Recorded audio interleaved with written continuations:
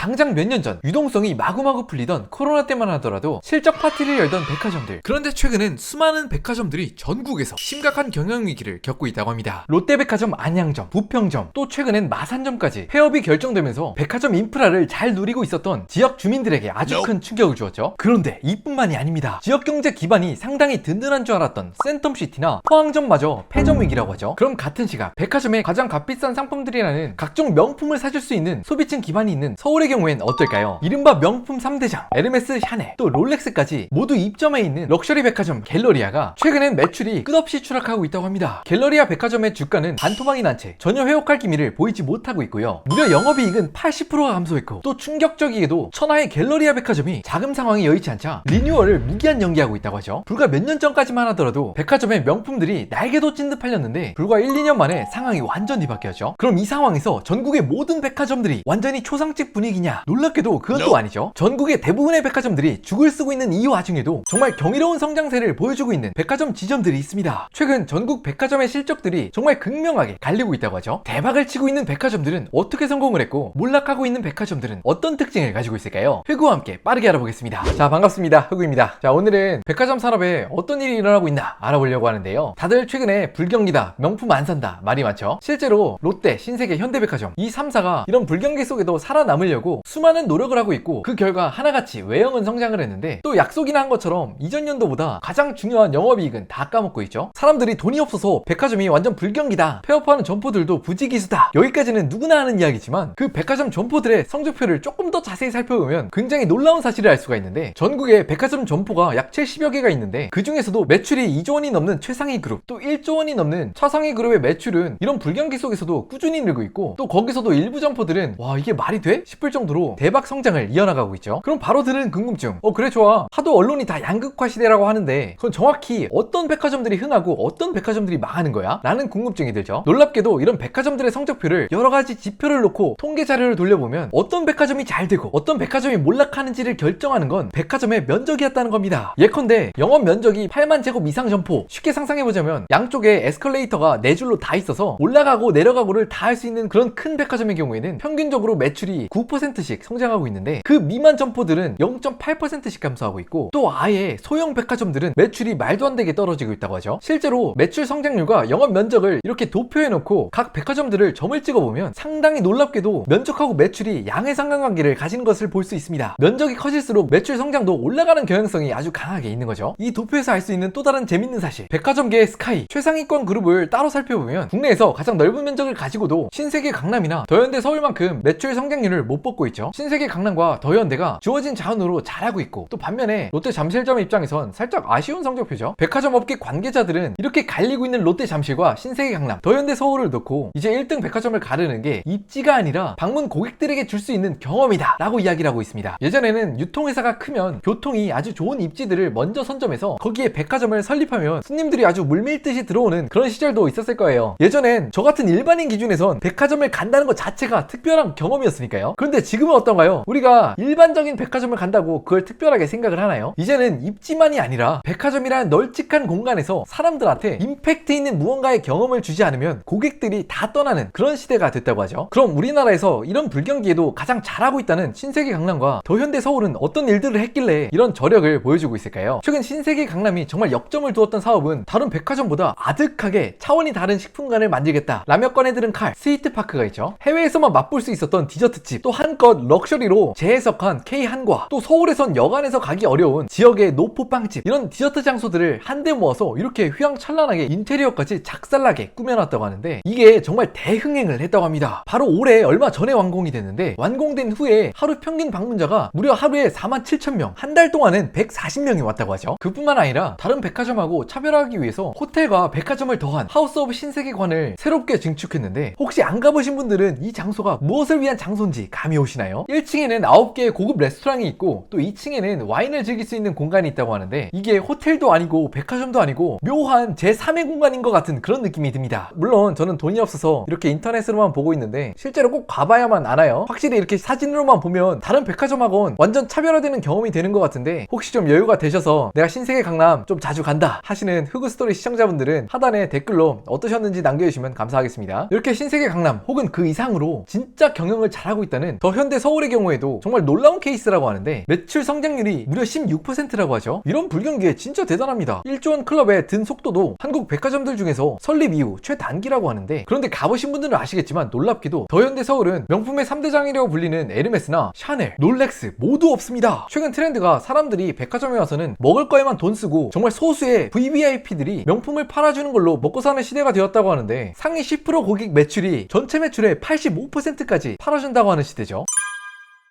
이런 악조건 속에서도 더현대가 이렇게 잘 나갈 수 있었던 이유, 더현대에 가면 지하 1층에 굉장히 다양한 팝업 스토어들이 있는데 정말 볼거리도 많고 다른 백화점보다도 훨씬 더 잘 꾸며놓은 것 같아요. 더현대랑 비교했을 때 다른 지역에 있는 일반 백화점들을 가면 백화점을 올해 3월에 가나 9월에 가나 어차피 맨날 있는 그 매장 똑같은 풍경을 그대로 보는데, 꼭 더현대를 가면 새로운 브랜드나 새로운 볼거리들이 많아서 재밌었다, 잘 왔다 하는 생각이 들죠. 그리고 또 한 가지는 백화점에 클래식한 옷들을 하나 사면 최소한 50만원, 100만원은 드는데 팝업 스토어에 가면 저 같은 거지 새끼도 마음 좀 크게 한번 먹으면 저 청바지 나도 한번 살까? 라는 생각이 들 정도로 5만원, 10만원에도 꽤 겉으로 보기에 예쁜 옷들도 많이 있어요. 그렇다고 이런 팝업 스토어가 백화점에 돈이 안 되냐? 갈수록 굉장히 효자 노릇을 하고 있다고 하죠. 그뿐만 아니라 저처럼 이렇게 각종 팝업 스토어에 구경을 오는 사람들 때문에 집객 효과도 엄청나다고 합니다. 어쩌면 이런 더현대가 기존에 돈 많은 아저씨, 할아버지들이 많이 하는 재미없는 명품 매출로 먹고 살던 백화점들이 아니라 백화점도 이렇게 먹고 살 수 있다 하는 어떤 백화점의 미래 청사진을 보여준 것도 같죠. 끝으로 백화점 업계에 대해서 다시 한번 생각해봅니다. 한때는 한국인들의 정말 미친듯한 명품 사랑으로 무려 전세계 백화점 매출 1등도 찍고 탑10에도 여러 개를 올렸던 정말 기염찼던 한국의 백화점들인데, 고작 몇 년이 지났다고 백화점이 진짜 위기다, 불경기다 라는 이야기가 나오고 있죠. 이 위기의 시발점은 무엇이라고 생각하시나요? 저는 역시나 계속해서 커져가는 온라인의 영향력이라고 생각이 드는데, 아니 휴구야, 쿠팡이나 네이버가 10년 전에도 없었던 게 아닌데 왜 갑자기 온라인을 들먹여? 라고 생각하실 수 있지만, 온라인이 진짜 무서운 점은 매년, 매 분기 전혀 불황이 없고 우리나라 유통시장을 조금씩 갉아먹고 있어서 이마트와 홈플러스와 같은 직접적으로 경쟁하던 유통업체들 뿐만 아니라 명품으로 먹고 살던 백화점까지도 죽기 직전까지 몰아세우고 있는 것 같습니다. 그렇지만 이렇게 어려운 시대에도 일부 백화점 점포들은 백화점은 앞으로 어떻게 생존할 수 있나, 그런 길을 제시하는 점포들도 있는 것 같죠. 오늘은 양극화로 정말 극명하게 나뉘고 있는 각 백화점의 운명을 살펴보았는데요. 당연히 제가 말한 내용 중에 틀리거나 또 미처 언급하지 못한 내용이 있을 수 있습니다. 그런 내용이 있다면 하단 댓글을 통해서 남겨주세요. 저와 또 다른 시청자분들이 보고 배울 수 있는 아주 좋은 기회가 되고 있습니다.